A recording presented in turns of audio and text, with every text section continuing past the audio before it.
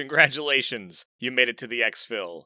You can relax, unpack your bags, and we hope you enjoy the show.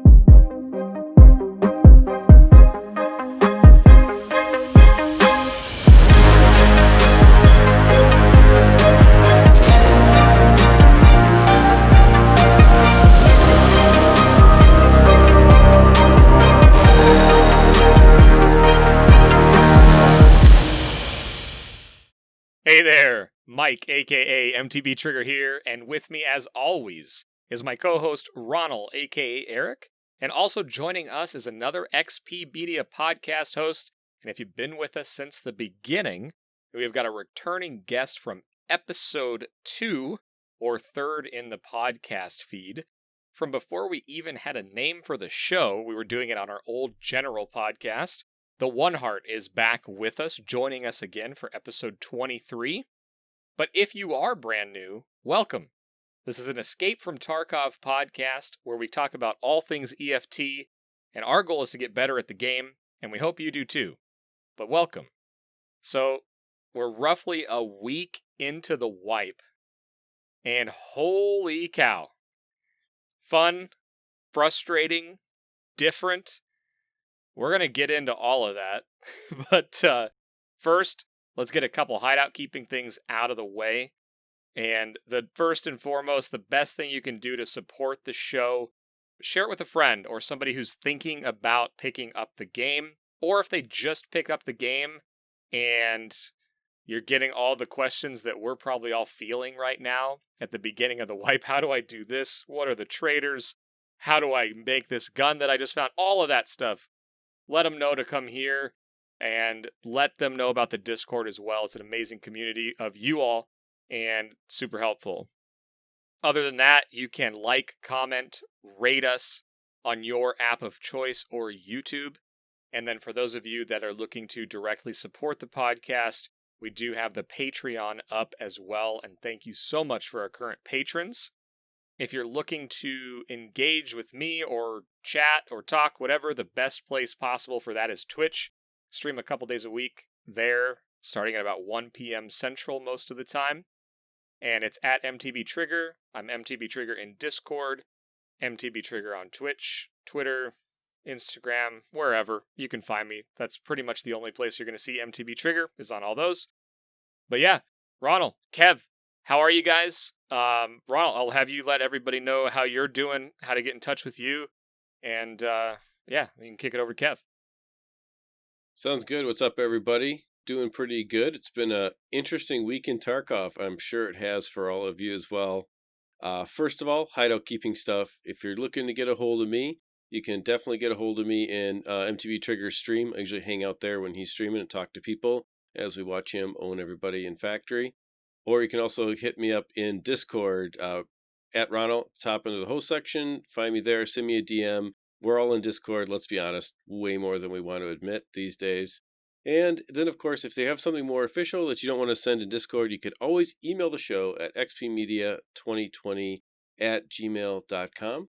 Also, tonight is kind of a special night because we've been talking about the website and our blogs that we've had up on the website for the last couple of weeks. We've been talking about that.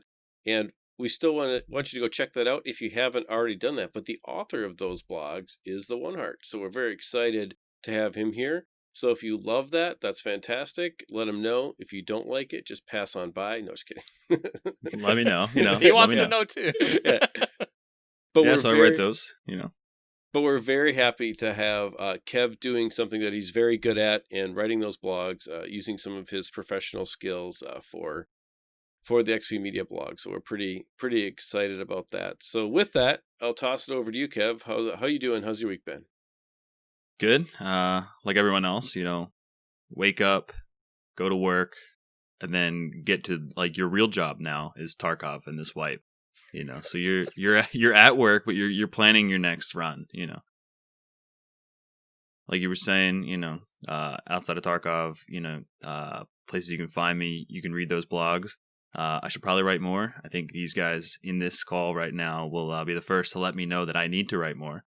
But I've been playing a lot of Tarkov. Other than that, I'm on Twitter at the1heart _. And then you can find me in Discord. I'm always hanging out in the EXFIL, or our other Discord for Trigger and I, which is the Winner Discord, which is the PUBG podcast that is coming back for Season 3. So I'm excited to get back to talking about that game. I was having a blast playing PUBG up until they dropped the wipe bomb on us, and wipe came, the end of wipe, pre-wipe event came, and it was like, oh no, all the guns that I hoarded and was afraid to use, I now have to get rid of. Because, like you guys, it was my first wipe, so I had held on to those top tier weapons and was like, I'll use them at the end. I never got through all those guns at the end, but I went really, really hard. So hard that, like, I was in the very last game I could before they just kicked me out of the servers, and then I was exhausted, and I didn't even play the first day of wipe. But I enjoyed it. It was a good PvP experience. So I, too, just absolutely ended with so much stuff that was ridiculous by the point of the end of the wipe. So, like, do you know how many guns you left in your stash or stash value? Did you even look? I mean, just in preparation, I know I had at least like 40 or 50 guns, and I had like 15 million I didn't know what to do with. So, like, even when 995 was like 2,500 a round, which obviously went down to 2 rubles a round in the last, night, but I spent like 8 million just on 995 because I didn't know what else to spend it on. So I was like, we'll just run all those M4s that are sitting in there. Yeah, I had way too many guns. They were all meta, and I really kicked myself for not using them, 2 months before the wipe instead of 2 days before the wipe. But right.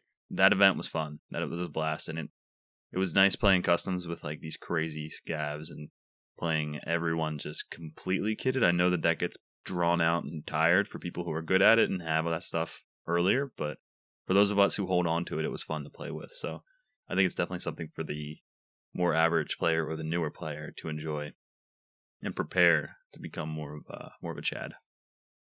Yeah, I had a lot of fun playing with the Dadcaster HK. That was like this, the gun that I had the most gear fear over because it was my favorite gun. And so then the last couple days, I just built a bunch of them, and it was a good time. I ran the same thing. It was fantastic. Yeah, but the reason you had gear fear over it because it was the souped up HK that in the middle of the wipe was like what, a couple 100,000 rubles at least, like 300k on its own. Yeah. Yeah, no, I think silly. I think the version of it that I was using in the middle of the wipe was more like 550 to build. It had like basically everything. It was the Ferrari of HKs, but it's a fun gun to use.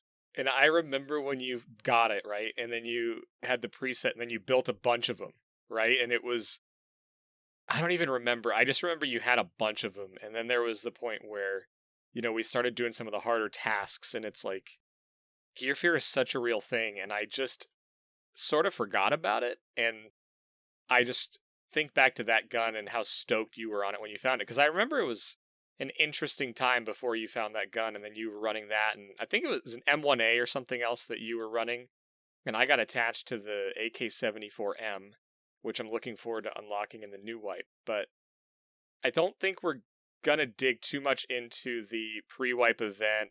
We really want to talk about the new wipe, what's going on, some early wipe strategies, some how to deal with some of the frustrations, perhaps, understanding what's going on. And I think where I want to start is, let's just talk about this last week. So almost every show we do the This Week in Tarkov, how was it? So maybe let's start with that and just, how was this week? How did it go? Is there any stories that stick out to you? And I don't know, Kev, why don't you kick us off, man? How was your week here after wipe launch? It's good. I kind of overestimated how much I could get done before the wipe. So I thought I'd be moving just a little bit faster. But overall, with the amount of raids I have in, I'm at 30 raids, I'm at 60% survival, and I'm just about to hit level 13. So I think that's like a decent pace for me. And did you say the time 30 or 13? Sorry. 30 raids, level 13. Okay. Yeah. I was like, whoa, what? Yeah, so that's been like super focused on tasking and only really doing like scavs or like fun money runs when I could, which is a huge change of pace from me last wipe where I was scavving more than half of the time and making a lot of money that way. And I wouldn't say it was a waste of time, but it was not as focused as it is now, where I'm trying to like really get a task done every time I go in. But it's been fun. I think we're all kind of feeling like the first episode we talked about right before we hit record, where its first episode title was, "Why isn't Tarkov holding my hand?"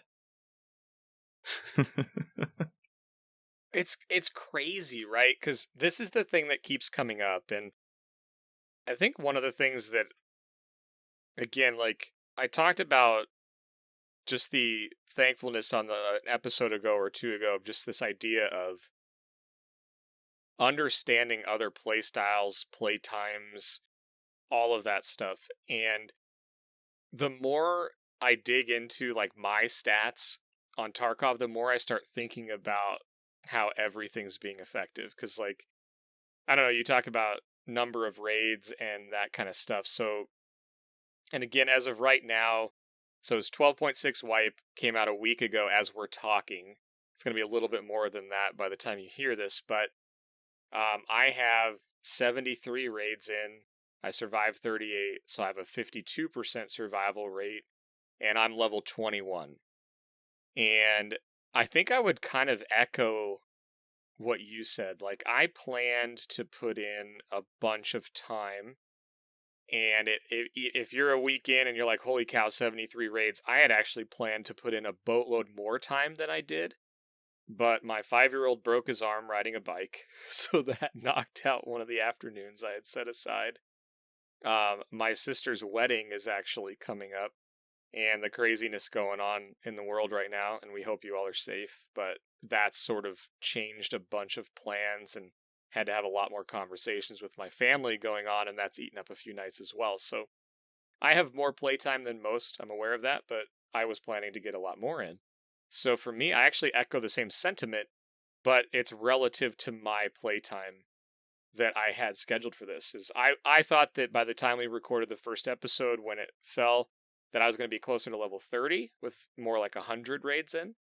And even when I hit 100 raids, I don't think I'll be level 30 just because of the pacing and the challenge that the new find and raid system takes place. But I will say that I've had some incredible stories and some tragedies happen so far.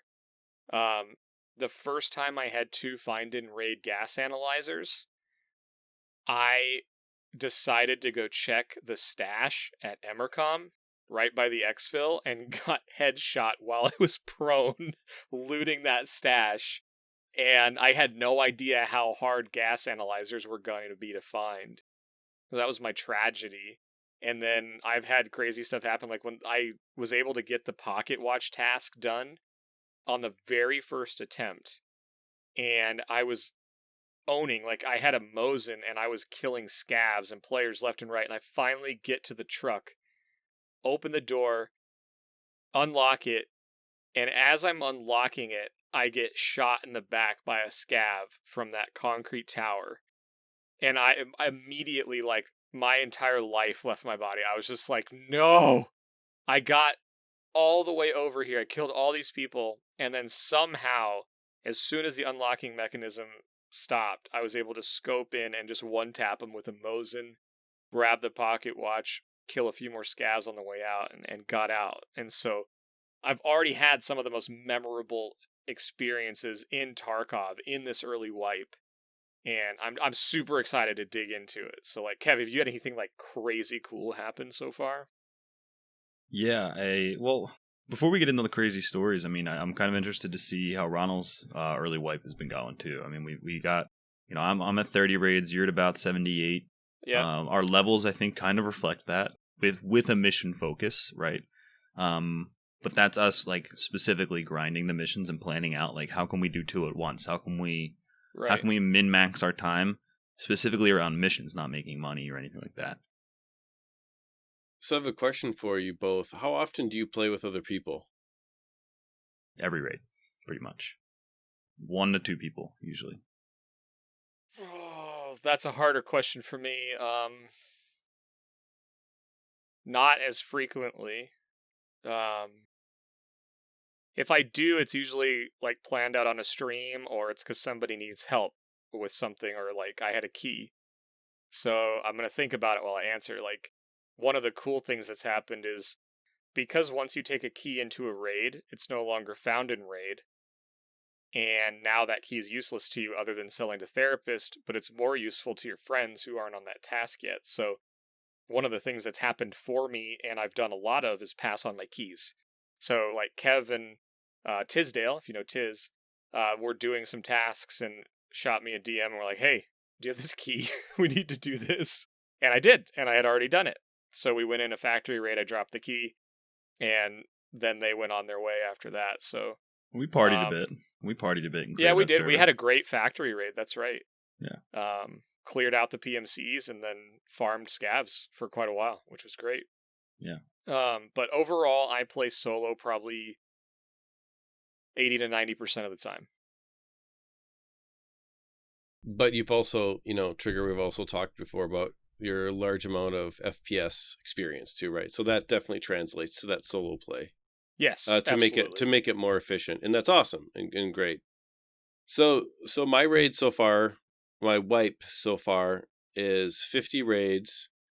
I have 13 survived raids, so I have a 26% survival rate. I have 2 run-throughs of that and 35 deaths. And I would say all but 4 of those raids I've played by myself. And because of that, and I'm level 8. So Kev, what was your number again? Raids total? Raids total 30 with like 22 survived. And again, like straight tasking though. Like, yeah, okay. I can count on one hand the amount of raids that I've done for fun. Not that they haven't ended up fun, but It's super interesting. No, it's super interesting because I think it's all over the board. So I guess I'm curious because you're sort of framing it in a way. Why are you asking? Because I'm curious, right? Because these stats are super interesting to me. Because I ask people in stream. And everyone's all over the board, right? There's people that haven't even really started yet. There's people that were grinding like crazy at the end of the wipe. And, in Discord today, they were like, yeah, I'm level 5. I haven't been that motivated. And I'm like, what? How? Why? Who are you? And it's like, wait a minute. I play very differently than everybody else. So why did you ask the solo play? Because I think that getting tasks done is a team sport. I don't think task completion is really something that the solo gamer can really do. And so I think that with the changes that have been made, there's a couple things that I really feel like the casual gamers really took a hit this wipe. And I think that this is one of them. If you don't have friends to play with, or you play at odd times. So my biggest problem so far is my real life job has shifted my time to play. I've had to stay up overnights for the last couple of days. And so because of that, no one's really on, and I haven't really had the opportunity to play with anybody. And the game is infinitely harder when you try to do it all by yourself. So I've had to do things, instead of try to do tasks, I've had to focus on just trying to get XP to get to level 10, to get to the flea market, because the game is very hard before you get to level 10. And so that's 50 raids worth of stuff that I'm funding by selling matches at $169 a pack and stuff like that, which I think is a bad change. And so my point is that I think that so far, I would say that this wipe has been really awful for the casual player. And I'm just kind of curious your thoughts on that. But in general, of the 50 raids, I've done 12 of them today because I made a focus that I needed to get more XP. So this was just farming factory. And, my favorite. And, some success, a lot of failure.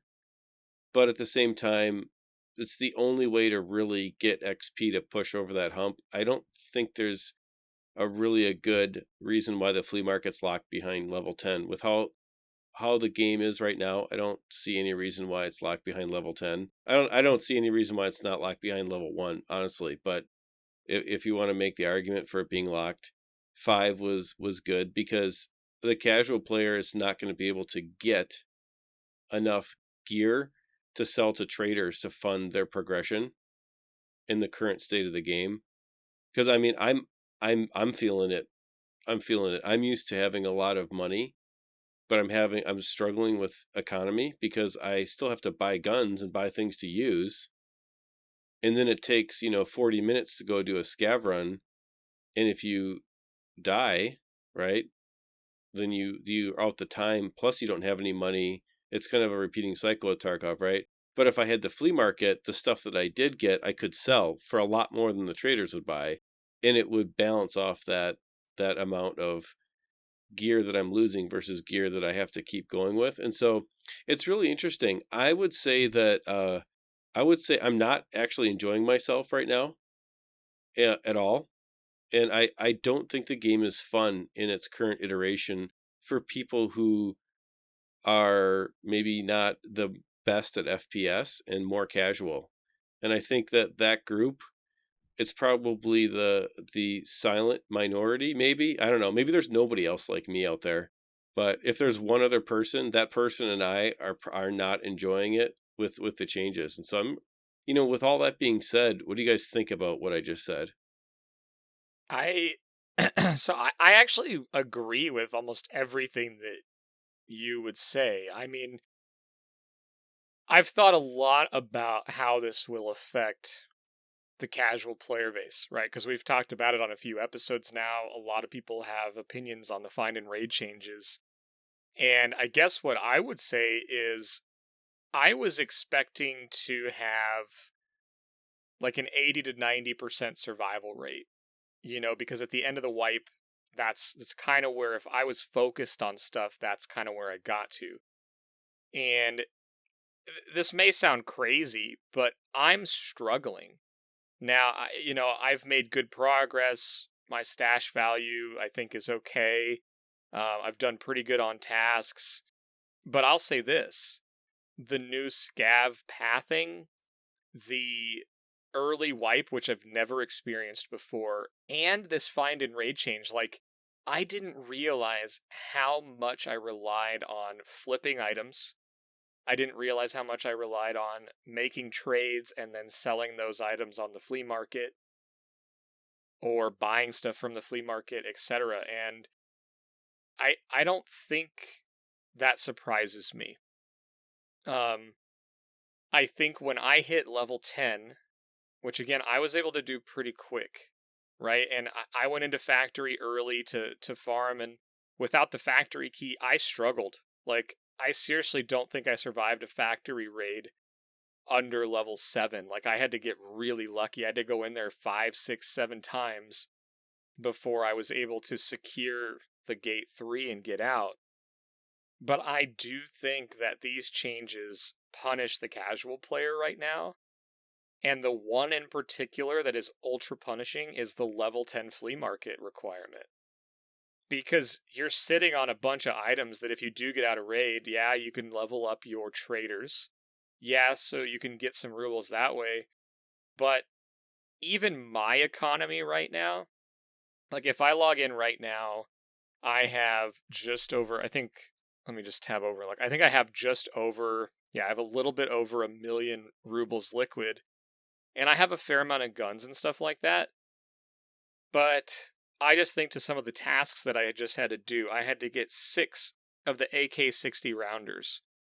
Well, the flea market with this find and raid change is a true representation of scarcity in the game. It's a true MMO-like market, but with PvP enabled all the time.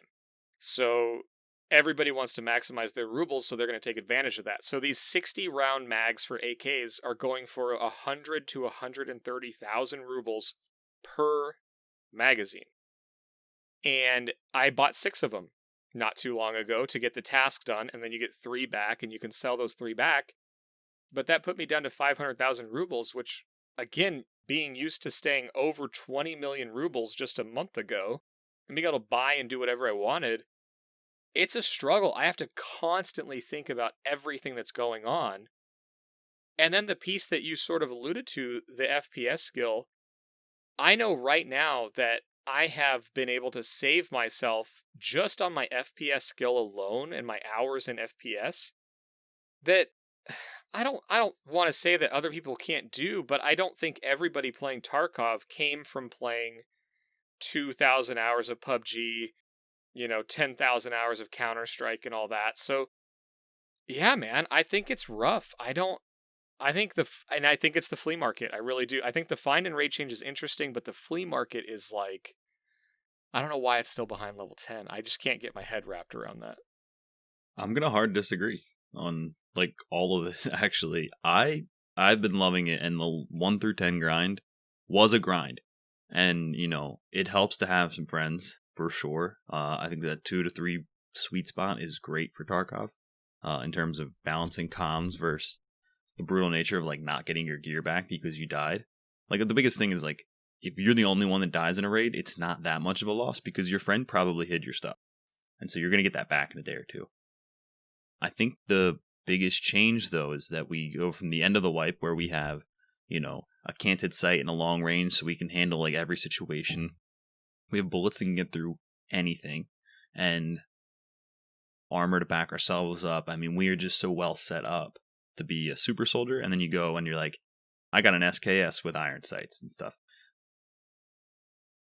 But that said, I mean, I found myself switching to AKMs actually, just using them like an SKS and running PS, and being able to take down anyone who was already level 10 when I was level 4, and just by a couple good placed body shots or a nice headshot. I don't know, I like using the crappier guns, and like a Karasa is like gold, even though it's only level 3 armor. It feels amazing to like have that. You feel protected right now, and in another week or two, you're probably not with that. But everyone's running this sub tier stuff, and it just makes you value it more. And it's Woods is actually fun, and if you know me, I hated Woods and was like, this place is a hellscape. I can't believe it, and now I'm running around with just a Mosin and a Karasa armor, and I'm having a blast on there, and I don't know how much longer that's going to last, but for now, I'm liking the fact that people don't have things. I like the fact that if I can get the jump on someone who is ahead, a trigger in the world, and I can take all their stuff, now I feel like I'm back in that normal Tarkov that I was used to, but I know it's not going to last. You're encouraged to use it without the found and raid status on it. Player gear isn't sellable. You found a good armor, but you can't sell it because that player took it in.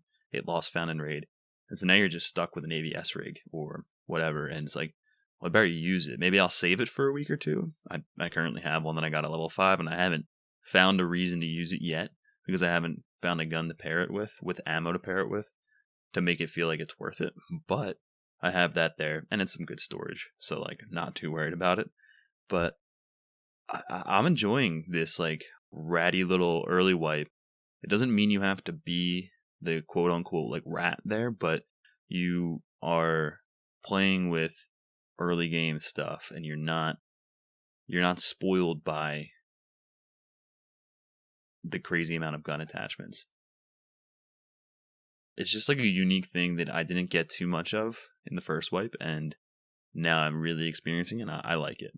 I think in another week or two, you're going to have full-blown chads again. So I'm enjoying that time. And with the found and raid change, I've just changed what goes in my gamma when I find it. So instead of having just the thing that sells the highest so I can make money, I'm going to gamma that hideout stuff that I need. Something for crafting so that I can actually, if I can craft something and make a trade, I'll do that instead, because, yeah, it'd be cool to be able to have this thing if I get out and save it, but I have to get out, so it might as well be on my person. I'd rather have blue tapes in my thing because they're going for 30k if I get out with them, but if I, craft some corrugated hoses, which will have found and raid because of the hideout crafting system, I can sell those for 100 to 130k and make enough money. So yeah, I'm putting in like military items, stuff that you know that therapist pays for. You put those, in your gamma. But everything else, I kind of just leave because like if it's not going to sell well to her and I die, there's no point in putting it in the secure container now, in my mind. Yeah, the most of what you said doesn't matter though if you don't have the flea market at all. So, and that's really my whole point. Well, and I guess I don't want to go. I love the hoses and the crafting and all that because I want to get into that because I think there's some really good strategy there. But before we do that, and I'll clarify something as well. I'm actually really enjoying the wipe. I think the changes, fortunately or unfortunately, depends on what side of the coin you're on. They play into my gameplay style really well. I've done quite well with it, but I want to go back to something, Kev, that you said, and it's related to a point that Ronal you brought up, right? Ronal, you said, you're playing mostly solo, right? And you've had to focus on getting XP to move towards the flea market because the flea market is important to you. It's something that you've gotten really good at. It's important to you, and I'm reading between the lines a little bit there that you've had to grind XP, which isn't necessarily maybe what you want to be doing, and maybe that's why the enjoyment factor is lower or not there right now. So I think not really though. I'm going to Okay. stop you and say no worries. that I'm going to stop you and say that the flea market is important to every player because if you start trying to get a task done and you die 20 times, you run out of money, and you're gonna have to scav, and it takes so much longer just to get yourself back to the point where you can keep going. Like it's a lot longer than it used to be, and it doesn't need to be that long to make the game feel difficult. It's kind of in the ridiculous stage, in my opinion, right now. Yeah, and that was I've kind of heard the that. line I was going down and made a wrong assumption there, but I guess I wanted to ask Kev the question. So you said that you're playing almost exclusively in groups, Mm-hmm. and you've had a task focus. If you were playing solo, do you think you would be anywhere close to the level you are right now? Yeah, I think I'd be close. I think I'd be 10 by now. I don't think any of us would be as far as we are if we didn't have some help with keys.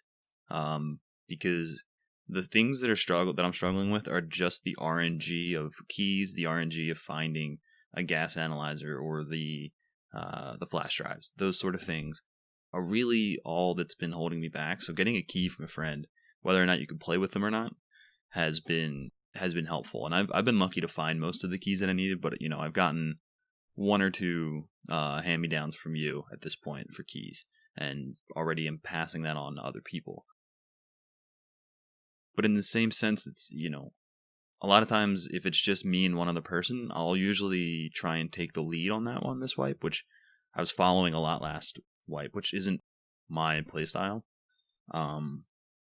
Just if it comes to sports or anything, I do better if I'm making the decision, like if I'm being decisive or leading the flow, kind of leading the strategy. So I've still been, even with a group, trying to be the one suggesting that this is the path that we take. This is what we do with the spawn and the situation we're in and how we're going to adapt to it. So I think I'd still be all right in terms of adaptability. But it's just the not having to worry as much about losing my gear as long as I know my team is going to get out of that.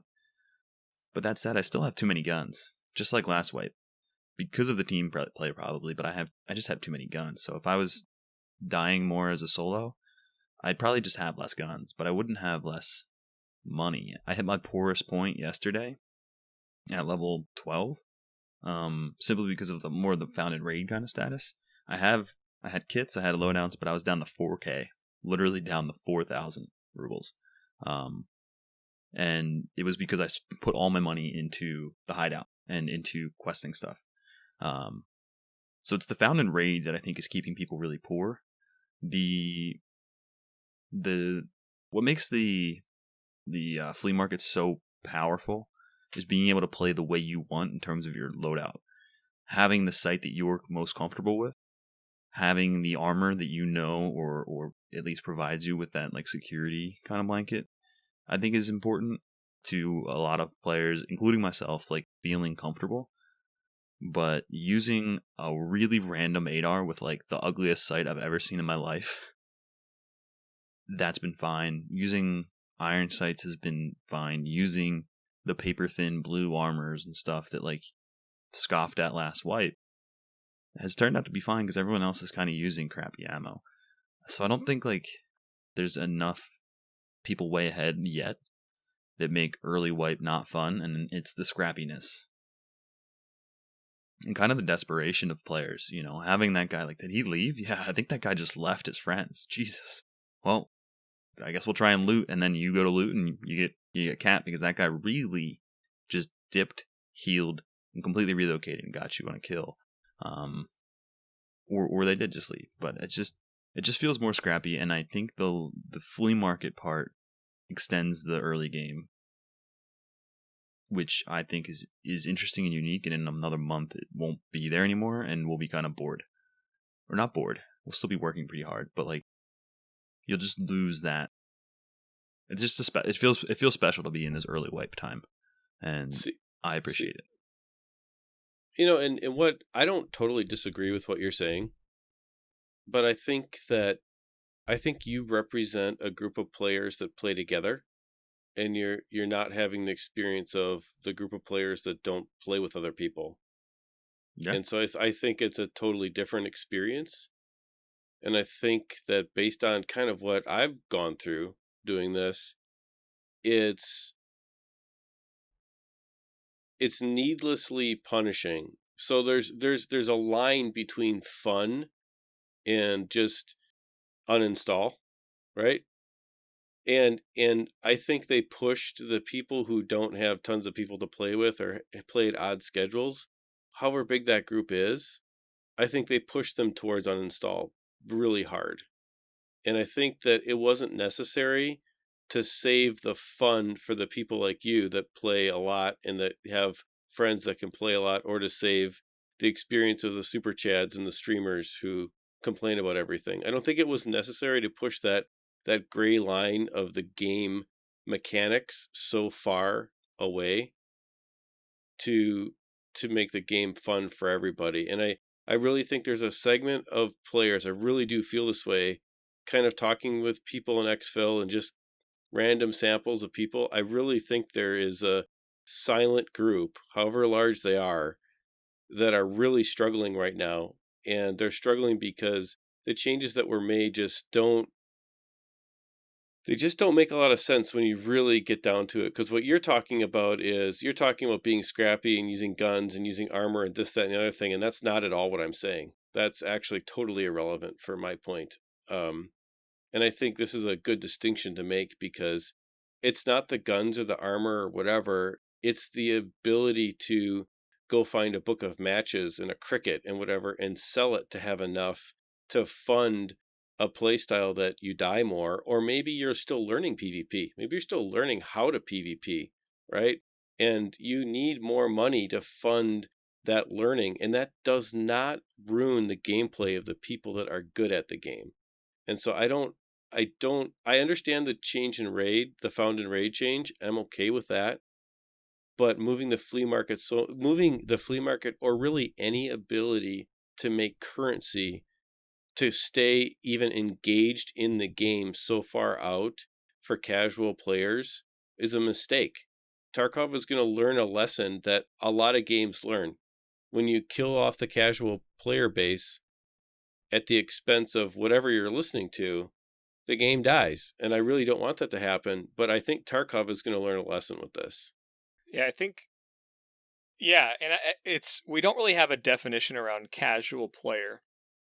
And again, I wanted to draw the distinction between a couple things that, you know, you mentioned some advantages, and there's some strategic things that you can kind of go around both of the things you're saying, right? Like, Kev, you talked about playing in a team. Like, you're pretty confident that you're going to get your loot back.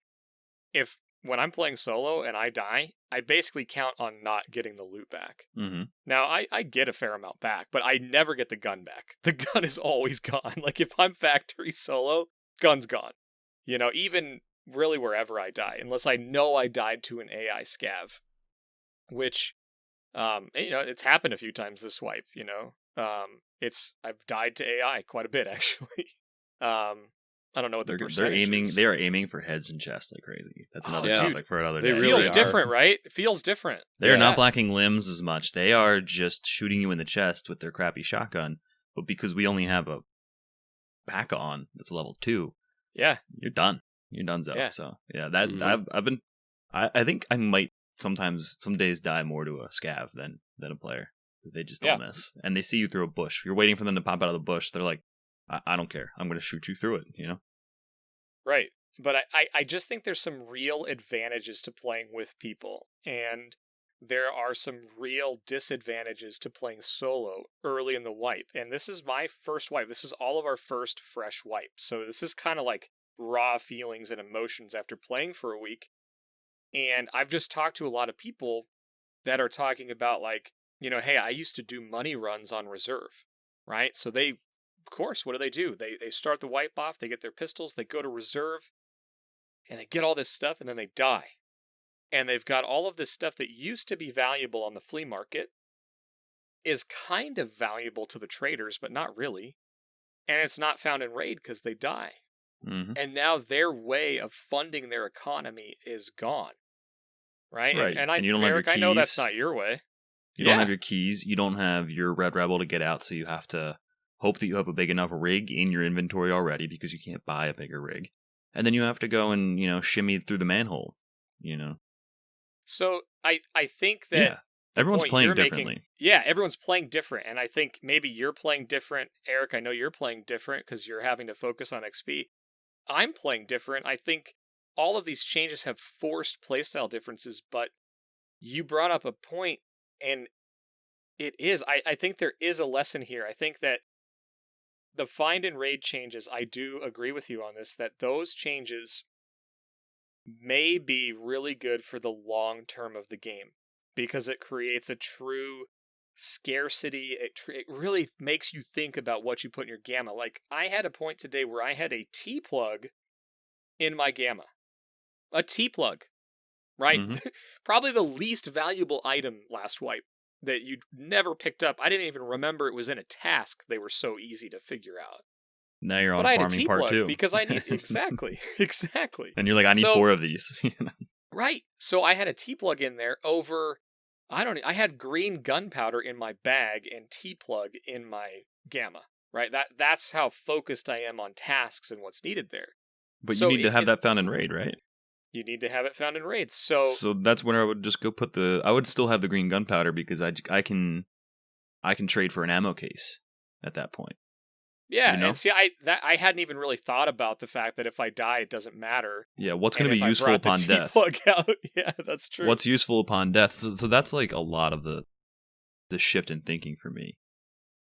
Yeah, so let's save that because that's actually a great point.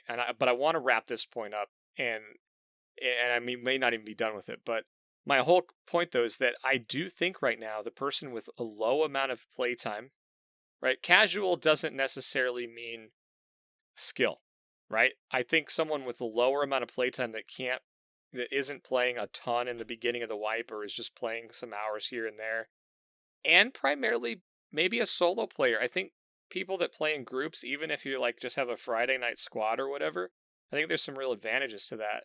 But I've experienced some of the challenges as a mostly solo player, but yeah, man, Eric, I agree with you, man. When you said it, and it just kind of hit me because I sort of had that feeling just from talking to people that I think punishing is the right term, and really it's where the flea market is.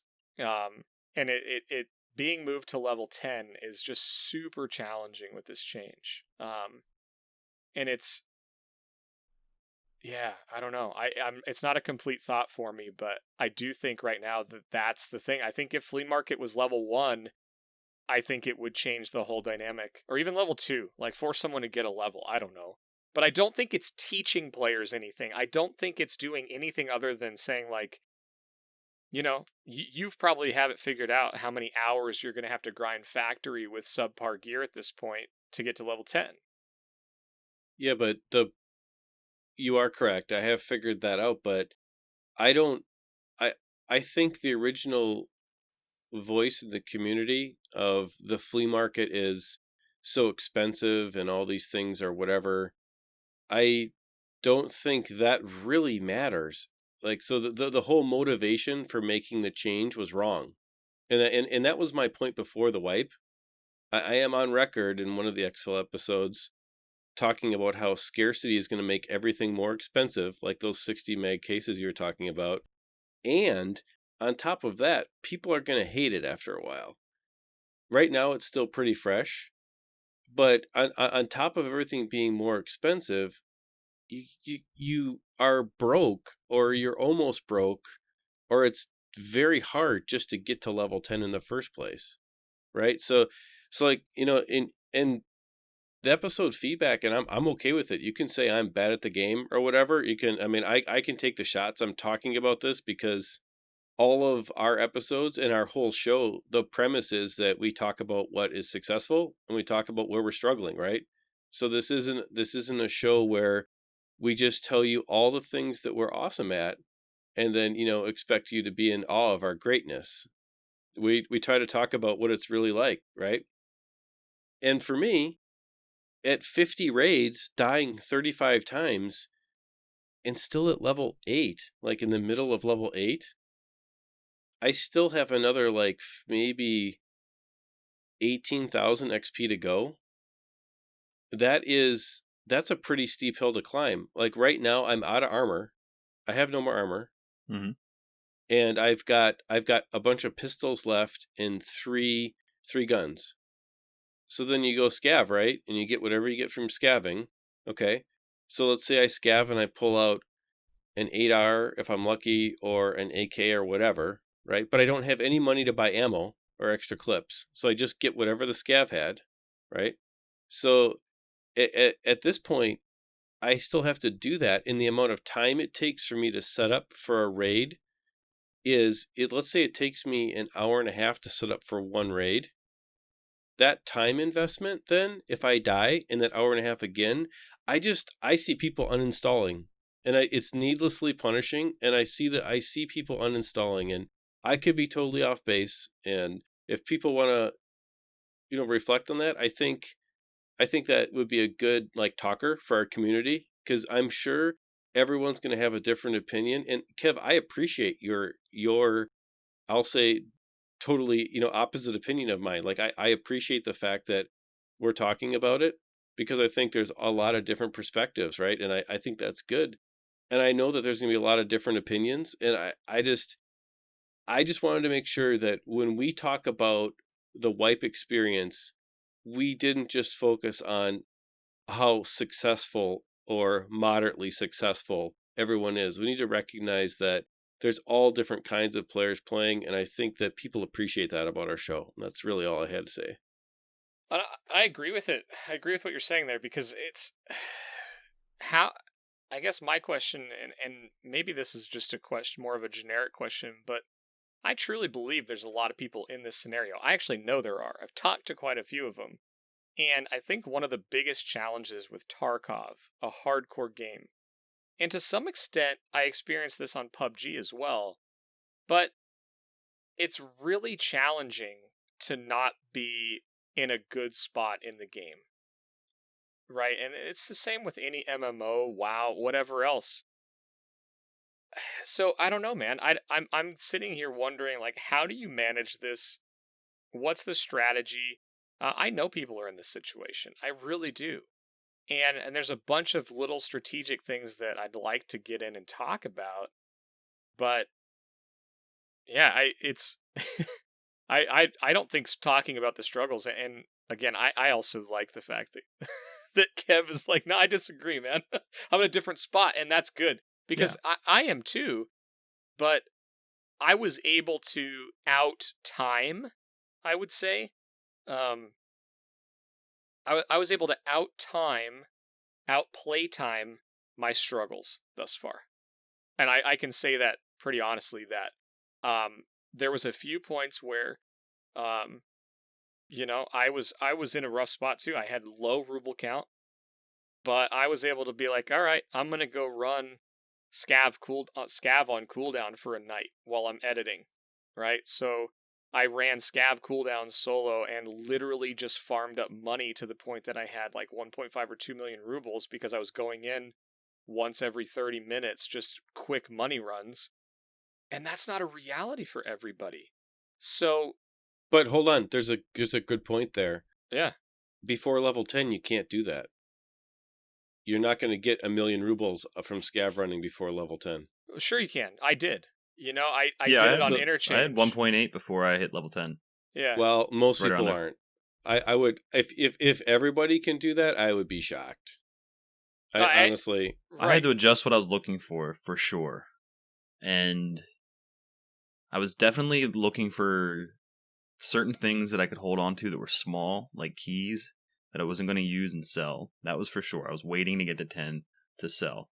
The only really big thing by the time I got there, though, that I had to sell was one extra marked room key, which got me 450k, and I promptly lost all of it in hideout upgrades.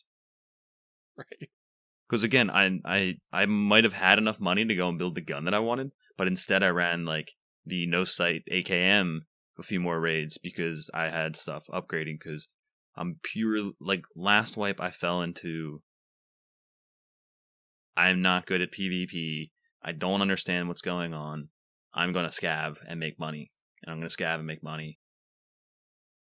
I think at that point my only motivation to hit level 5 was to get the flea market. I agree with that, but instead I was just, like I was saying, everything I get and put in a gamma is, can I sell it to therapist or use it for progression? Because if it's not going to help when it's not found in raid, then it's not worth it. And another thing that I've had to really change, I think, and I think all of us are, is like not being too proud to completely reset.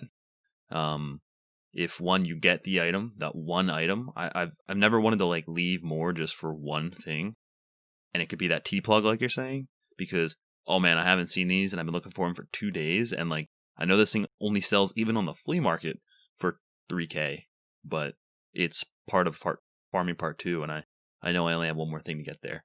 But if I can't win a fight and my friend's dead, I used to try and avenge his death, but now I'm leaving. Sorry, bud. You're gonna have to lose. You will lose your gear this time. I'm leaving. And I expect the same for my friends. I don't expect my friends to lose their hard-earned gear set, because it's never been harder to earn, over my bad positioning or just my unfortunate head tap that someone got on me. That's not my problem. I'm trying to help. I'm trying to give them something, but like, I don't think that you can't go for PvP as much as you wanted to, and you have to back out of PvP a lot more than I ever want to admit. You just have to leave a lot.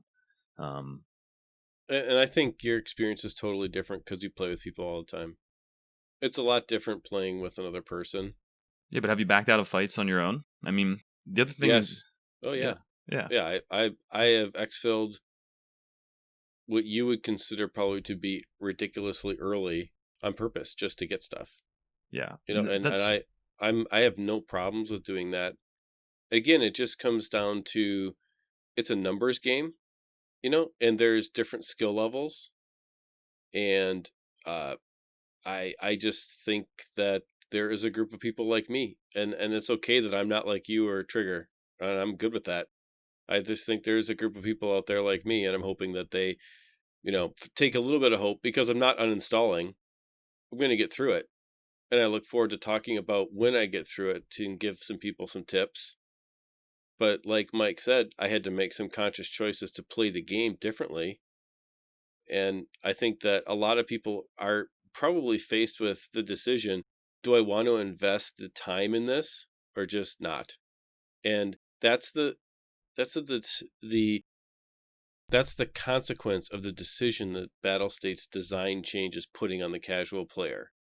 It doesn't matter how good you are at PvP or if you exfil early. It's the amount of time that they're pushing on people to get past these certain hurdles that I think is making it unreasonable for at least a certain group of people. Yeah. I guess the only other thing with like the level 5 is like as a solo player, 100% getting there on your own, hard, very hard. For the player who's done it before, and for someone who's going to maybe say not play this month, but they're going to play next month, and their friend has the Soleil was for them. Their friend already has the option to get them MP133s.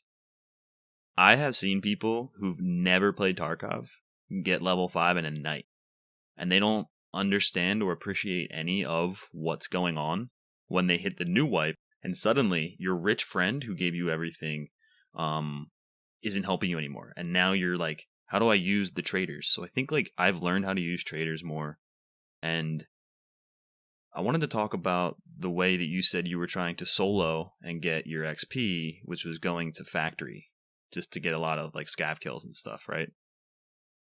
But last wipe, you found a lot of your success, especially when you stopped scavving and PMCing more, going to shoreline. When I have had solo runs, it's been a lot of shoreline. I'm looking for keys and jackets, and this was at level 5. This was at level 3. Keys and jackets, and taking my sweet time. A lot of times going at night, so I wouldn't be seen by anyone who, God forbid, did have a good scope. And sneaking to the areas where I didn't think players were going to be, taking extremely weird pathing. Like if you're going on the road, you're not on the road itself. You're not really on the beach much, but you're on that like strip with all the bushes and stuff, heading towards gas station from village area, right?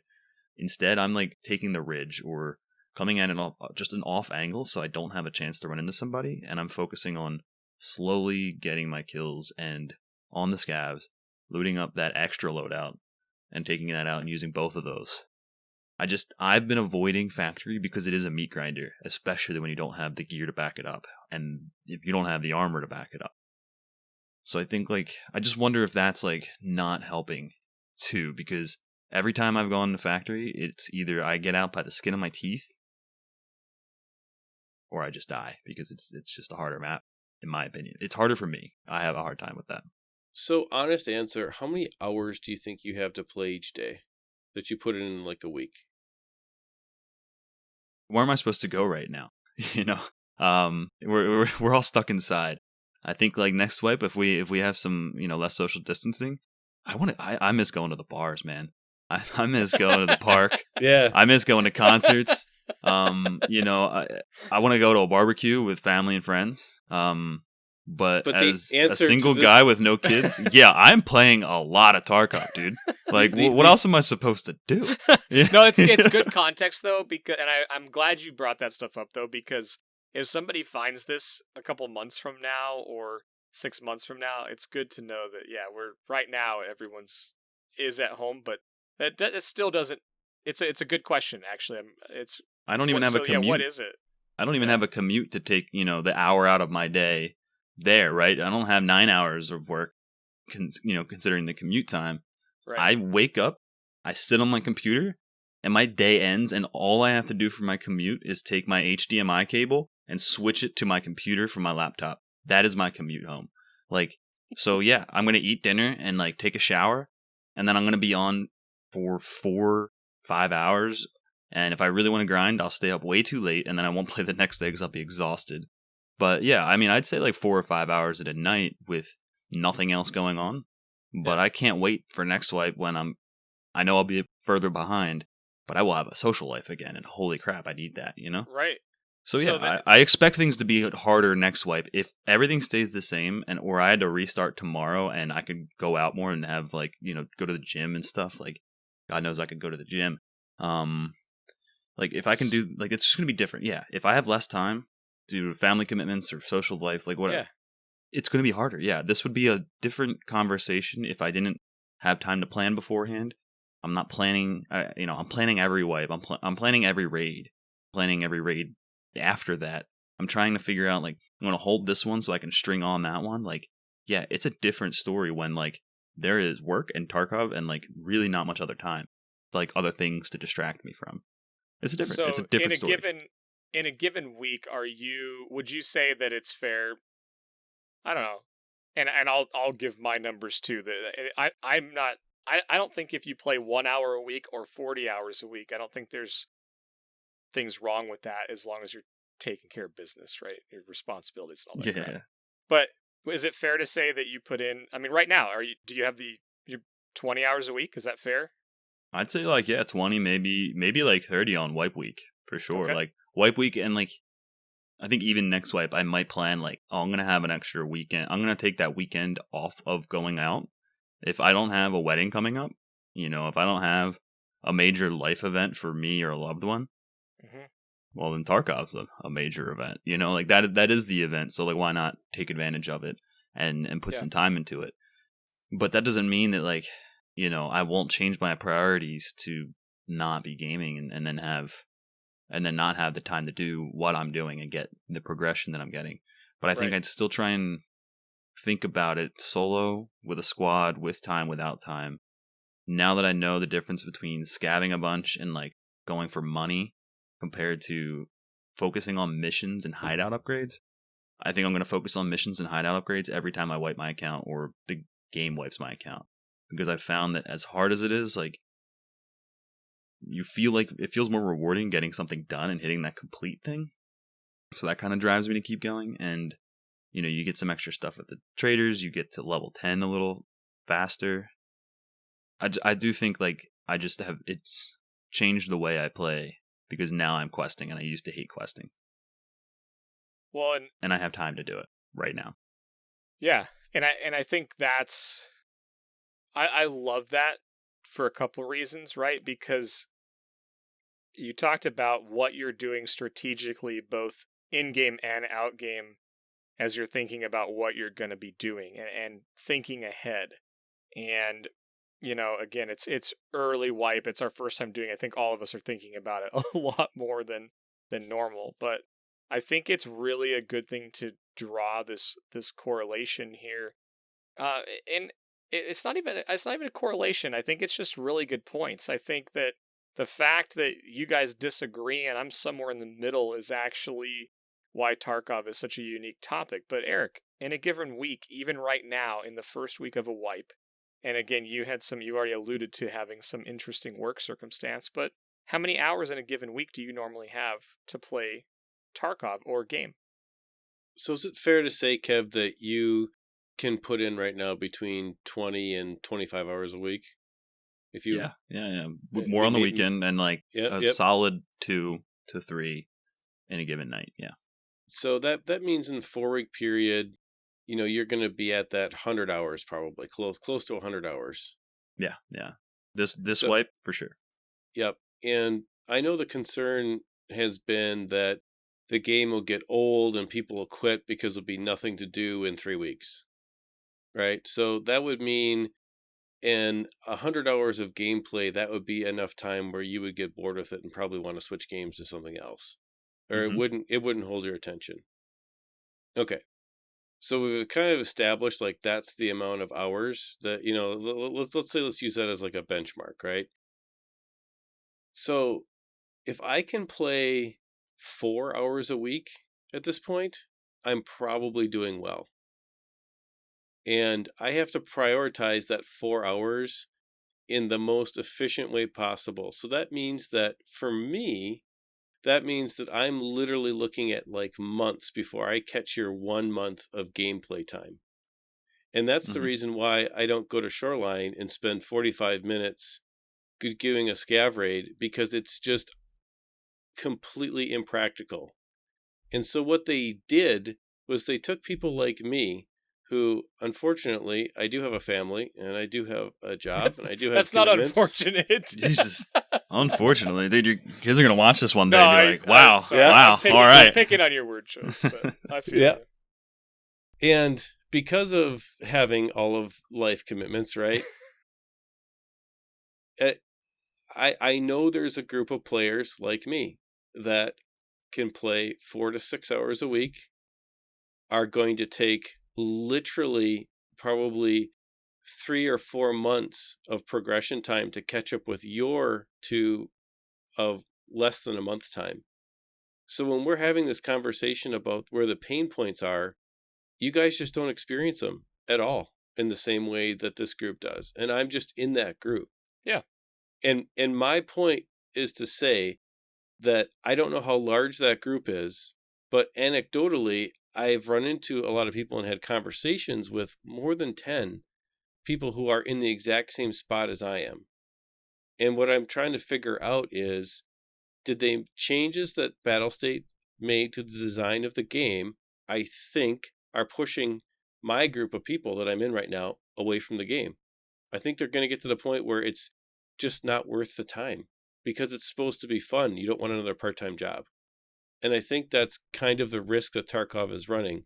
And I'm only making that distinction, not to pick on you, Kev, but just to kind of prove the point that they're go play the game differently or go play the game better or do this or that argument that you're not necessarily making, but people do make towards people who say that the game is hard or whatever, or the game is punishing. That is all in the context of the amount of time that you have to play. And so if I had the flea market right now, it has nothing to do with wanting to game the flea market because that system is very different. It has everything to do with being able to maintain the economy to progress meaningfully in a shorter amount of time, which you cannot do without the flea market. And so that's my primary pain point. And I think maybe we'll turn into next week's episode teaser about how I plan on pushing past those things. I think that'd make a great episode for next week because I have been thinking a lot about it. And I think there are ways for us to get past that, but that's where it's at right now. Yeah, and I think, I was kind of, I've said it a few times with like the found and raid change, right? And knowing what therapists pays for things, that has been a huge thing, I think, too, right? Like what was valuable before is not as valuable now until you reach a point. And so like, I agree. Yeah. If you're someone who knew how to make money in a certain way and that's not working for you, that's hard. And if you're someone who doesn't have the time as well, then this is just a punishing part of the patch for you. And it sucks. And yeah, you're probably right. It will probably turn some people off. I don't know if you can make a solution to that with the way that they go 6 to 9 months on a wipe though, because if we scale it back to your average player with the average amount of time, let's say they're playing 12 hours a week, right? They can get on Monday, they can get on Thursday for 2 hours those 2 days, and they can play for 4 or 5 hours on their Sunday morning into their afternoon, and that's their playtime. I still think it's high for the average player. It might be, but I mean, I feel like I know a lot of guys in their 30s with their family, with their jobs, who about get that time. And maybe it's spread out a little differently. And I see those people still get to mid-wipe and they're bored too. They're not as bored as someone who's level 40, 45, has Kappa, has millions and millions of rubles. But, it gets to that point where like if it got too easy to get to somewhere within 2 months time, for the average player, then things are just, there was a point last wipe, and I think it was Bitcoin Farm, where it's just like, well, this wipe is no longer challenging, and I understand that you're talking just about the early wipe and the flea market and how you make value out of not having the flea, but I think thinking long term on the whole wipe and the way that these wipes have been anywhere from 6 to 8 to 9 months, I think you do have to worry about there not being an incentive to play for even the average guy. Because I know a lot of guys who just stop playing once they hit they'll just stop playing. They'll hit 40 and they'll be like, all right, what other games are out there? I'm done. And that player base is still pretty big, and they need something. I want to ask you a question though. It is the why, because I think the game just changes when we got to the point where we had the Bitcoin farm. I think the playing field got leveled so much that a lot of those people don't like the level playing field. They like being better than everyone else and dominating. And then when it gets to be to the point where it's more people are more equally geared and equal skilled, they don't like that. And they start dying more and they get frustrated and leave. I think that happened because I watched that happen a little bit. And I think the other piece that happens too is it doesn't matter what level they were or how long it was going. There's a lot of people that just switch games.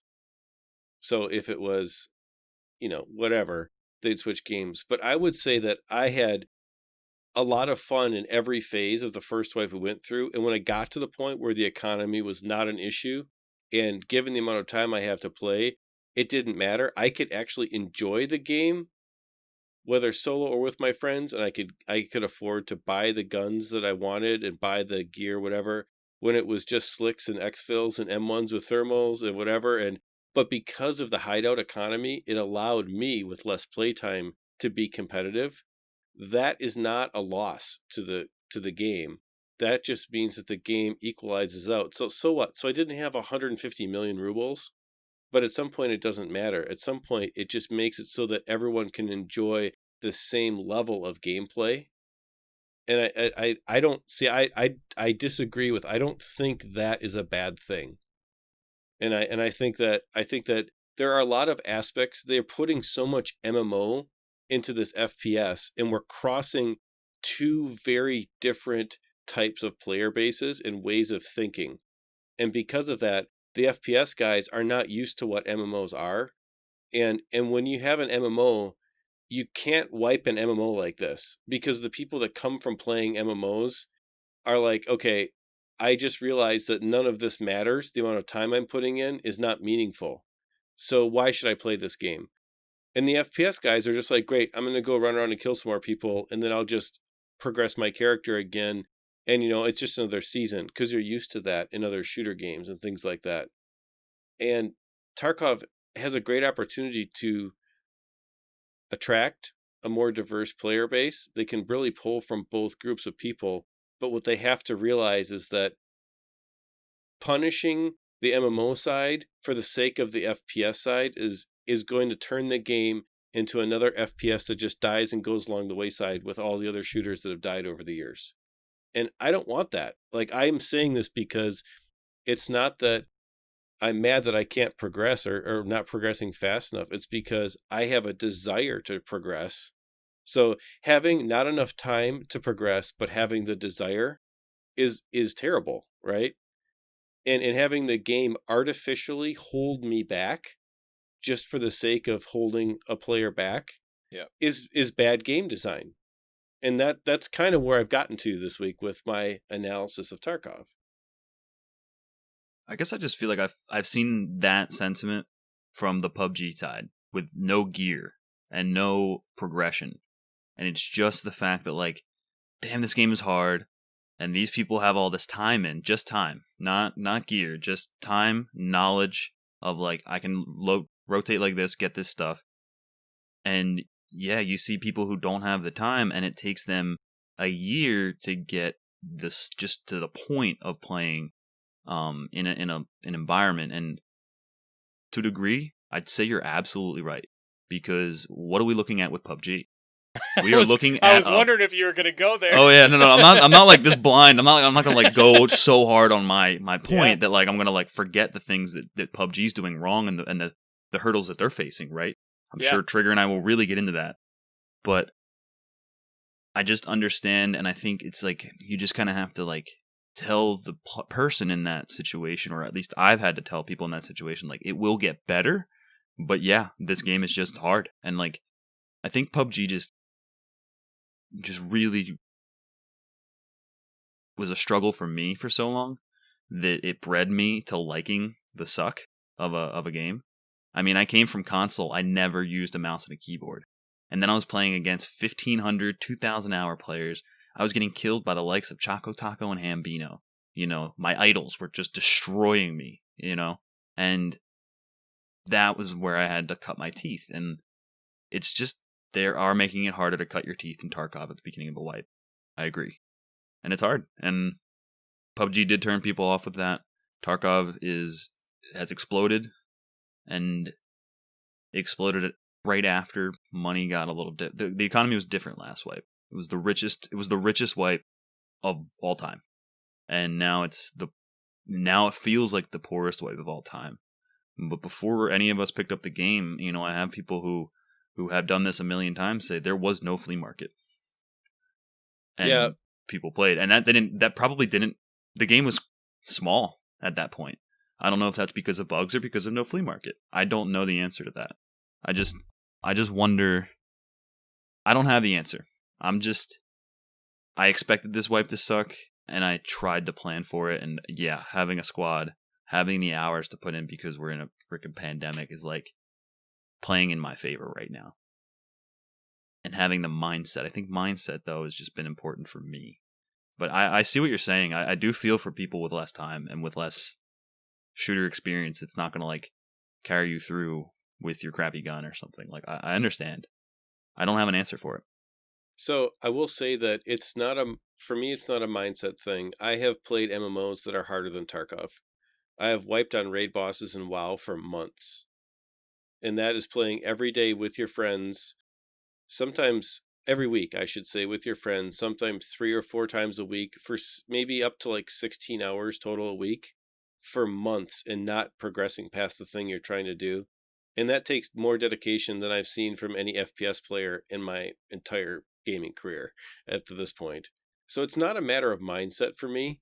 What this is a matter of having the carrot be something that's realistic for the amount of effort that you have to put in. And this is where again, and I don't feel like you're saying this, Kev, but I need to make sure that I say this to the people that would have feedback for this show.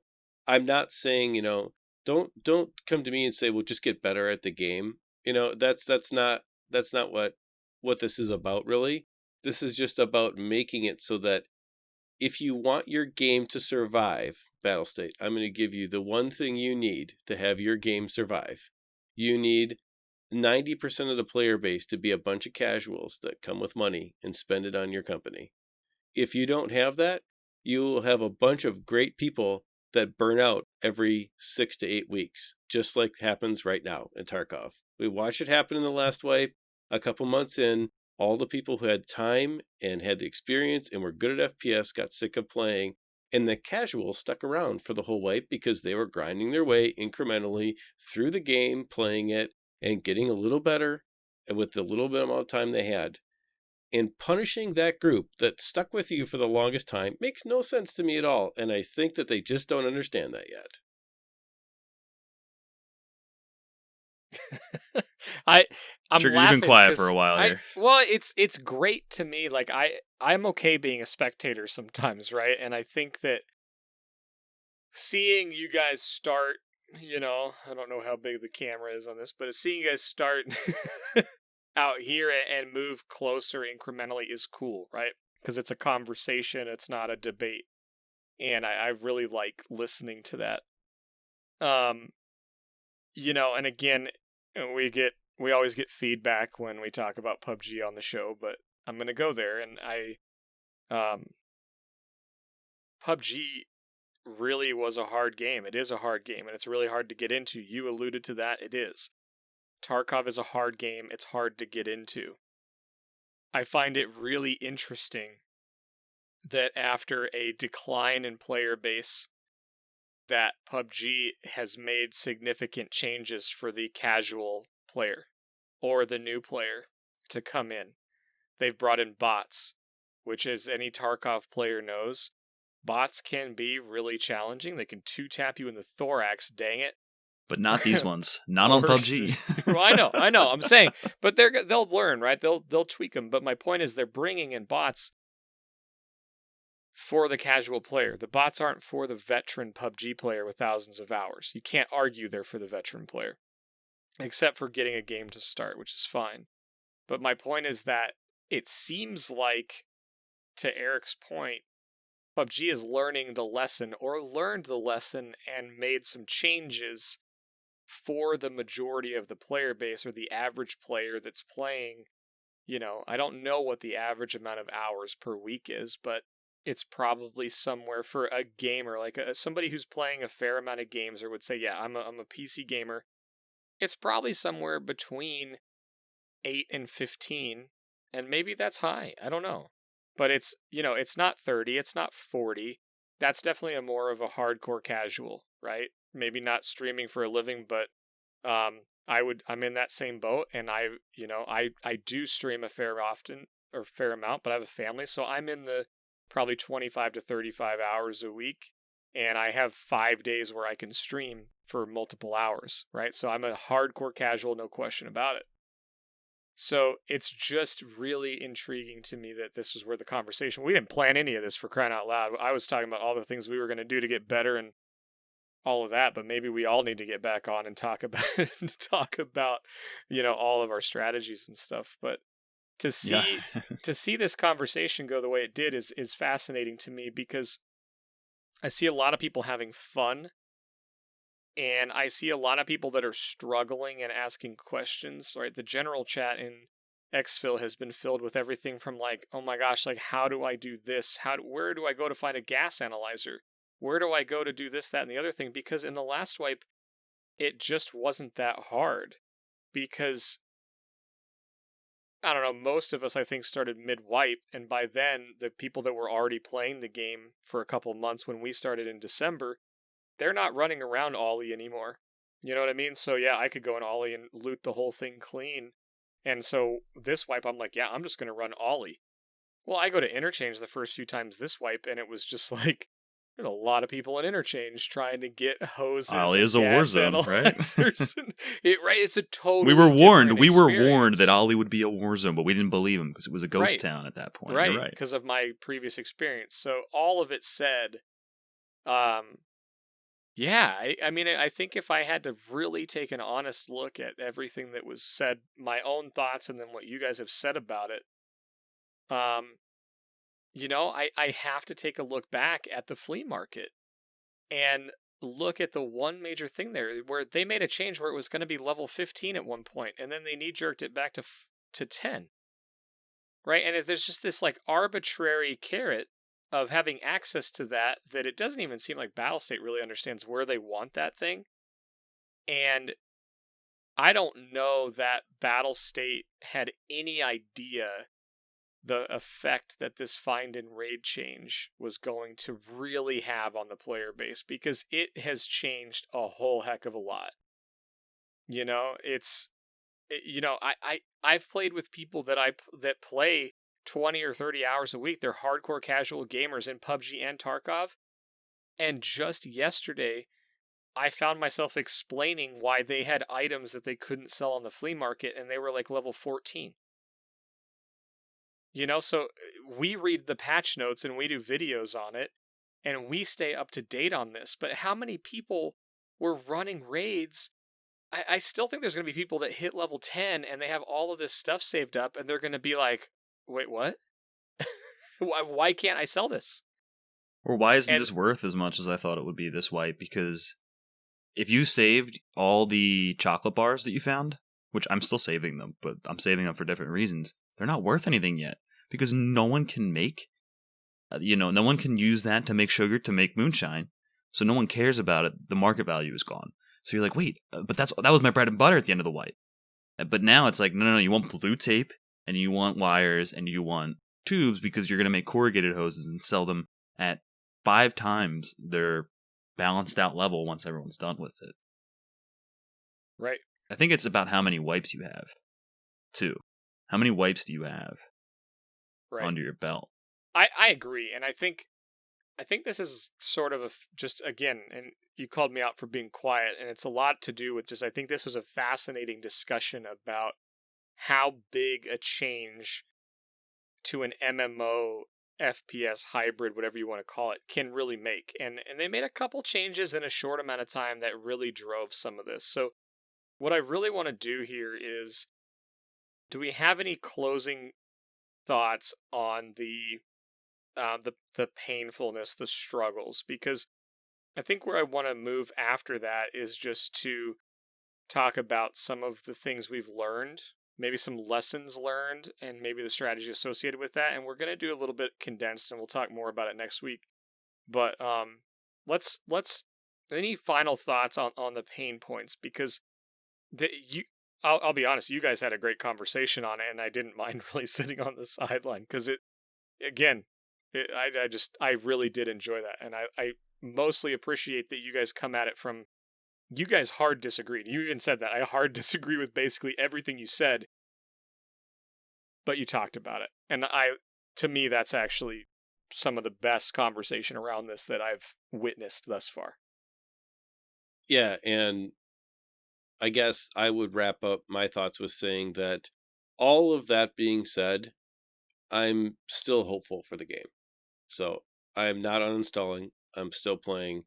I'm adapting my play style, my play availability, and my time to kind of get to where I need to be in order to progress in this new kind of design of the game, right? The new set of circumstances that Tarkov has given me. So I'm going to get there.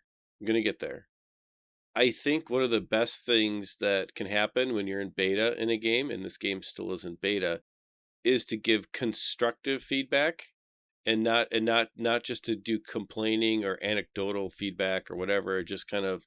So what I'm going to do, understanding how Tarkov takes feedback, for better or for worse, I have an idea of how I'm going to summarize this in a way that's not whining or complaining, because that's not my goal in all of this. My goal is to make it so that when the game does go actually to 1.0, that we hit a point where lots of people want to play, because I think the idea of this game is a lot of fun and I want to share it with a lot of people. So what I'm going to do is take my experience and concerns and type them up in a way that can be given to a game designer or developer, and share that, just share some just experiences that I've had with it. And, if they take the feedback, great. If they throw it away, that's fine too. But my goal is to make the game better. And my goal of being on the show is to talk about how my experience is playing the game, right? And so this whole time, that's kind of where I'm at, and that's still how I feel. So all the things that I said tonight, all the things in the show that were negative and that were, would lead people to say, like, why are you still wasting your time doing this? It's like, no, I want this to be successful. So I'm still invested in it. And I think I just wanted to make sure that I made that clear. Yeah. I'm sort of chuckling over here because it's like, I have been so mad at games for changes that they've made. But at the time, I didn't have an outlet, and I don't hear anger. I don't hear that you're like you're pissed off at the game. It's like, no, this change really hurts, and I think it hurts this player base, and I think this is the thing that's causing it. And I think you did a really good job of outlining that. But I'm just like, yeah, I don't really have any points to add to that, because I think you did a really good job outlining who it affects, why it affects, and the system that's involved. And furthermore, you did that in a way that it's like, I look at my playstyle, right? I go through my lens and say, well, if the system that you're talking about, the flea market and when it's available, and some of the pain points you talked about were removed for a more casual player, would that really affect my ability to have fun in the game? My honest answer is no. I don't know that with the find and raid change, I don't think it matters when the auction house flea market is in the game, because it's going to represent a scarcity market with the find and raid change. So I don't think it matters when people are finding stuff and putting it on the flea market. I don't think it changes my ability to have fun and enjoy the game. So I really take your points to heart, and I'm going to think on them, because I'll be excited to talk about it more as we hear from more people too. So also, anyone that hears this is the show response. If you have a thought on this, we want to hear it. And sorry to jump in, Kev, I know you got thoughts too, but I just wanted to voice that I appreciate the way you laid that out, and I don't think what you recommended would change my enjoyment of the game at all. Yeah, and so I don't know if 5 is too low. Part of me thinks that 5 is too low, but 10 might be too punishing. Maybe if it was 7 or 5, where you had to actually complete some missions, most likely, or put a decent amount of time in, like a decent amount of raids, to get to that XP point. Maybe there is a middle ground still for the flea market. I think we're also maybe overlooking the change in how much XP it takes now to get from levels 1 through 20. They did change that aspect. So whereas last wipe, I could see someone, if I helped them and I gave them the Salewas and their MP 133s and their M3 armor, I could see them get to 5 pretty quickly. Maybe that's not even possible later in the wipe now. But I think what I've noticed is that you have to, with the found and raid change, I think it's great from a player that likes to plan. And I've never had to plan more for every single raid and for a string of raids than I have before. And that's a lot easier when you have multiple days in a row to play, because you wake up and you remember where you were. If I had to, I've gone back into Fallout saves and not remembered where the hell I was and what I was doing. And that is a game you put in on your own for a very long time, but you're like, you know, you got to go save the people at Abernathy Farms. Like, who are they? I don't even remember who they are. You know what I mean? So it's like, I can see how if you only have a certain amount of time, that this is really challenging and planning is harder. And I've obviously spent like a lot of last wipe building the knowledge of the quest and the knowledge of the progression. Whether or not I did it in the right way, I tried to build up a big knowledge base. And so I think I brought that and rolled it into this patch decently well. I think if you look at the three of us, and if someone's looking at a way to gauge their own success, it's not about maybe your survival rating, but if you look at the amount of raids that we've all survived, and then the level that we hit, I think surviving raids has become more important than ever, and the amount of raids that you survived directly correlates to the XP and then the level that you get, because, you know, I have about 20 raids survived and I'm about level 13. Ronal has about, you said 13, 14 raids survived and you're about level 8. And Trigger, you have about 35 raids and you're about, what, level 23 now? 21, yep. 21, yeah. So, I mean, I heard that it'll get easier after 20 to get, like, it'll be normal again, so maybe there'll be maybe you'll get to 30 faster than you thought. But I think if anyone's trying to gauge their success, it's going to be measured by just the amount of raids you survived. Yeah, you're going to have to plan more than ever. You're going to have to really think about, like, what happens when you spawn here and when I'm going to have to ditch, because if I lose this gun, I'm never going to financially recover from this, as Joe Exotic said. You know, the wise words of Joe Exotic. I am never going to financially recover from this. It's like, it feels real for the first... Before they get the flea market and you can flip things, that feels real. And if I had gone to 4K when I was at level 7, and I didn't have a stash of guns because my friends brought them out and I was able to do some scav runs where I built like a decent thing, I couldn't imagine playing this game solo with a standard account, no stash space, right? And also not having a knowledge base. Like, this would be a nightmare.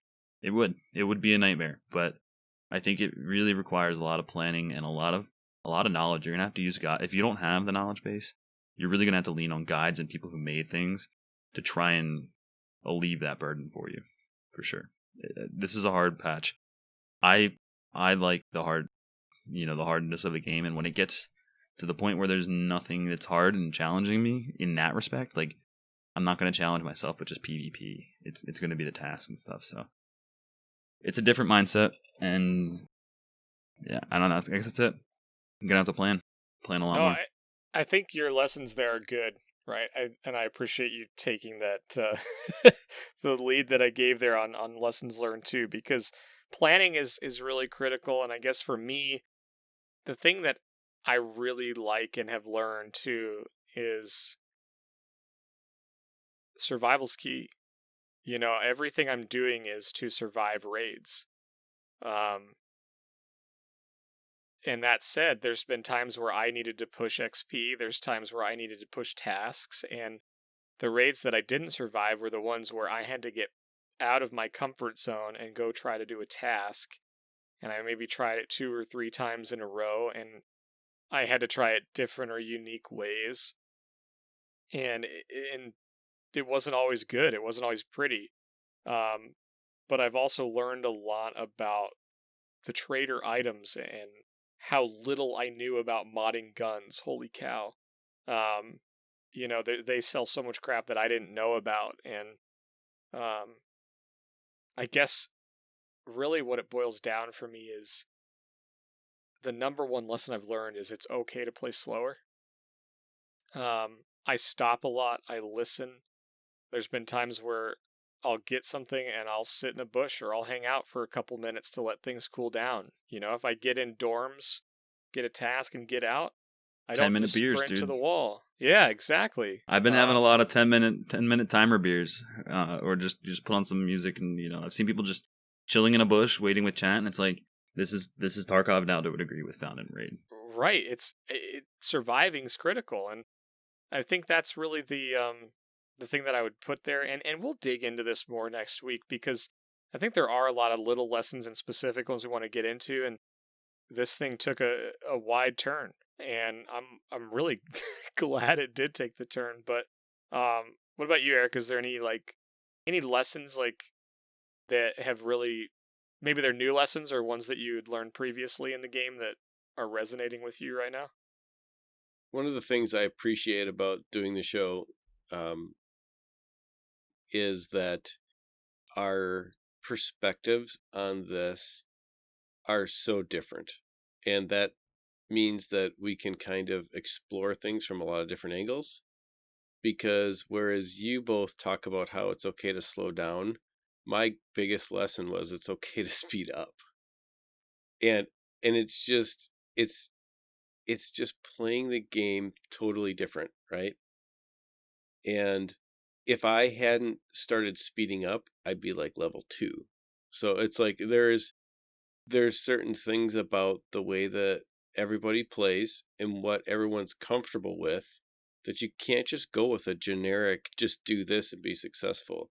You have to find a way in Tarkov to balance the fear of dying with the necessity of living. And you can't sit in that bush and totally go on the safe side because you'll just run out of time. You got to make your way towards the EXFIL. So you have to learn how to PvP. You have to learn how to survive in PvP. But at the same time, you also can't just run full chat at it if you're not good at PvP because you're never going to make it out, right? So I think that there's such a broad diversity in gameplay styles and opportunity. The game really has a chance, and I'll say it again, it has a chance to attract such a wide variety of gamers and keep them. They just need to make a few changes. So I would say the biggest lesson that I've learned tonight is that the diversity of playstyles is still alive and well, and I think it's a good thing. I think it's a good thing that there's people that play this game totally differently, and I think it just makes it more interesting. So I like that Kev finished his point with he thinks that 10 may be too high, but 5 may be too low. Do you think, Eric, that there's any value in not having the flea market at level 1, and maybe it's level 2, 3, 5, whatever it is, to kind of along the lines of what you said, to get in raid, and you do have to learn how to PvP, you do have to learn how to survive. Sometimes you play slow, sometimes you play fast. The diversity is what's really neat about this game and could make this game go for a very long time. The flea market is obviously that piece right now that we talked a lot about. What do you think is the spot that it should be allowed in the game, or you should get access to it? What Tarkov needs is to reduce the barrier for a new player to get engaged. Tarkov needs to, Tarkov dips their hook in the pond and the new players come around and nibble at the worm.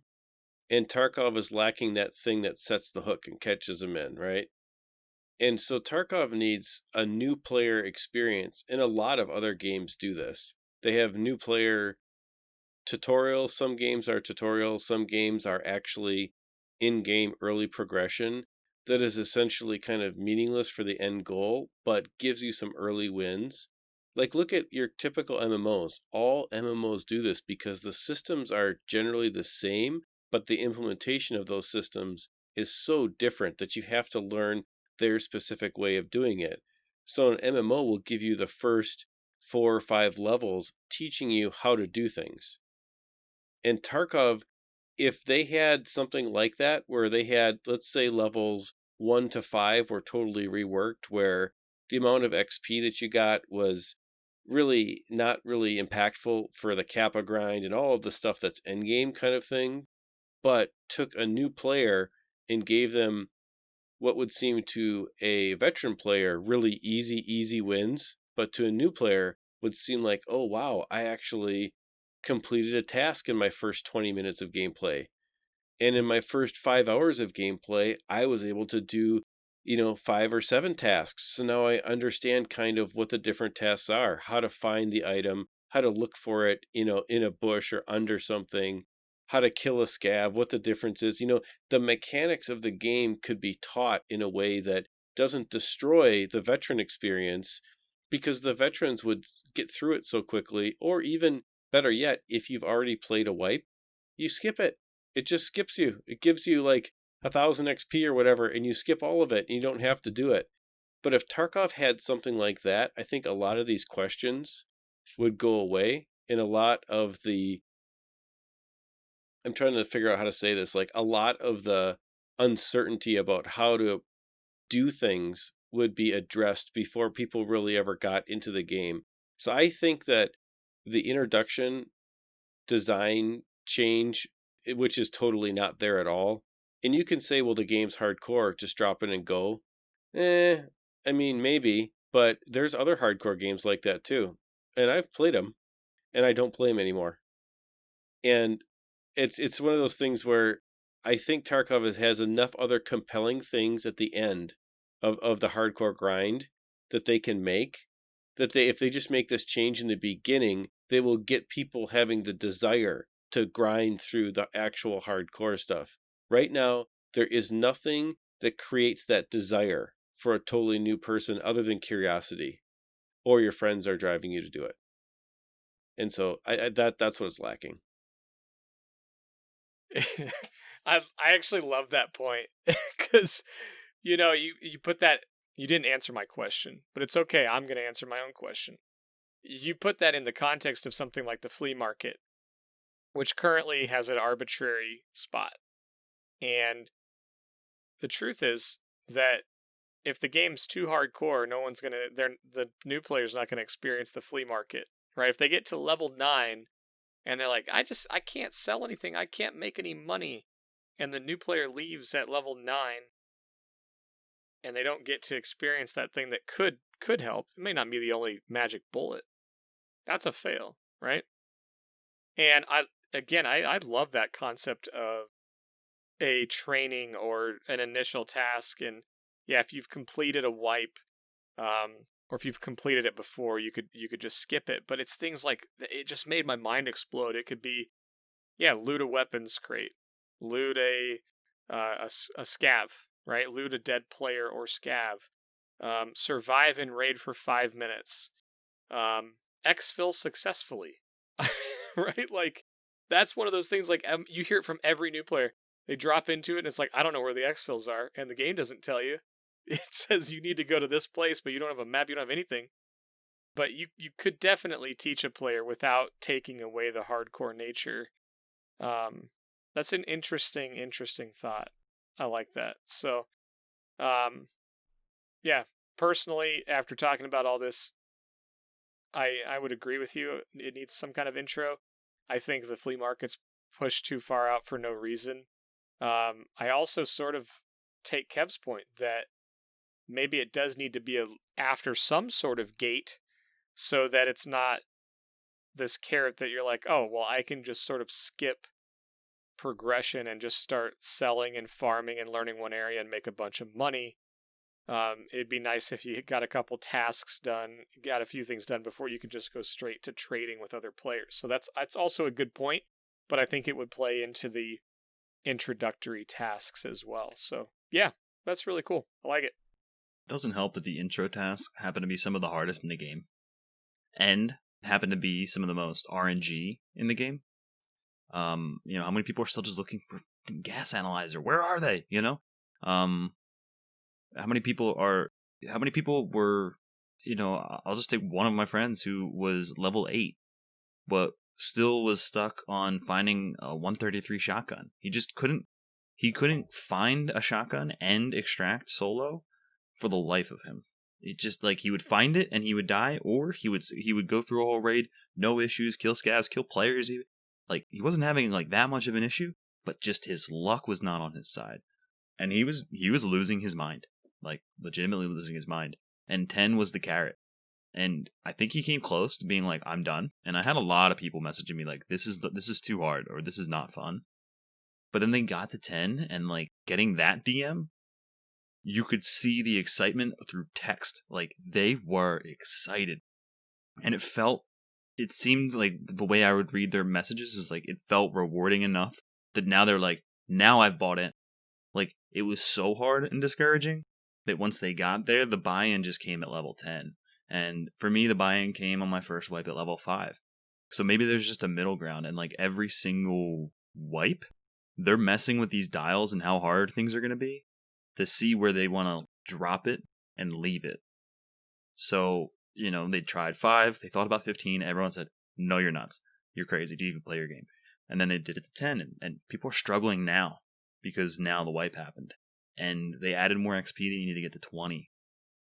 Maybe all those things combined just makes it feel so much more punishing than you remember if you did it before. And if you never played at all, you're like, I'm never going to climb this first hill, to get over the mountain. So yeah. I actually wonder if experiment. the current XP needed would be similar to what the old level 15 was. It probably is. I think it is. Yeah. Which is what everybody said, don't do it. I think they said like, all right, well, we're just going to like sneaky go and make you get to 15 anyway. And then they said, Pestily said once he got to level 20, it felt like he was moving very fast because it was the normal XP per thing. It's a work in progress, and I don't think they've hit it. And I think everyone had good points from different types of player perspectives, and I don't think we have one definitive answer on where this should be. And I think that's why making a game is hard, and I'm glad that I can just complain about it or praise it and just talk about it. I don't think we're necessarily complaining, but like we can just debate games instead of having to be the one who sets the dial and then deal with hundreds of thousands of people going like, you broke your game, or this is not fun, it's too easy. You have the one side that's like, I hate the ASVAL meta and all this stuff, and they think it's too easy. And then there's the whole other group that's like, I can't get to level 10, and it's like, where do we make it so that we can appease both sides? And will you ever? I don't know if you can. Yeah, I think the problem that we're trying to solve, I'm glad that it's here because it makes great podcast content. Yeah. This is why we all do it, right? That's right. And if the game was perfectly designed, we'd have 3 episodes, it'd be a how-to, and then we'd be done. We'd be out of a job. That's right. And just for everybody out there who's listened to this, and if you've made it this far, Kev, I love you, man. You know that. Yeah. We just like to argue, dude. It's good stuff. All right. Well, I think we've all had pretty good conversation about that. There's not much more to say.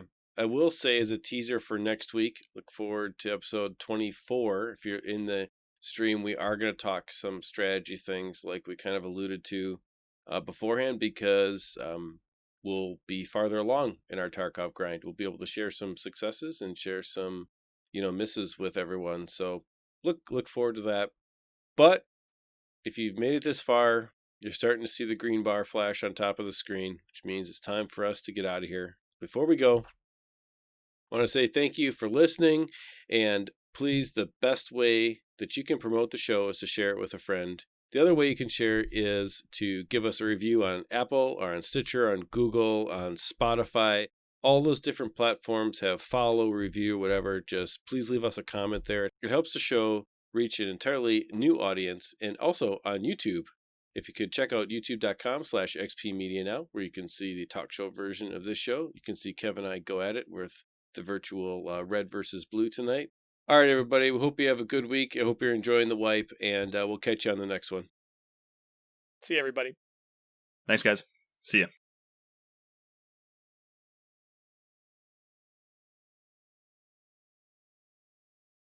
You think Kev can hear us in the bathroom on his wireless headphones? I know he can.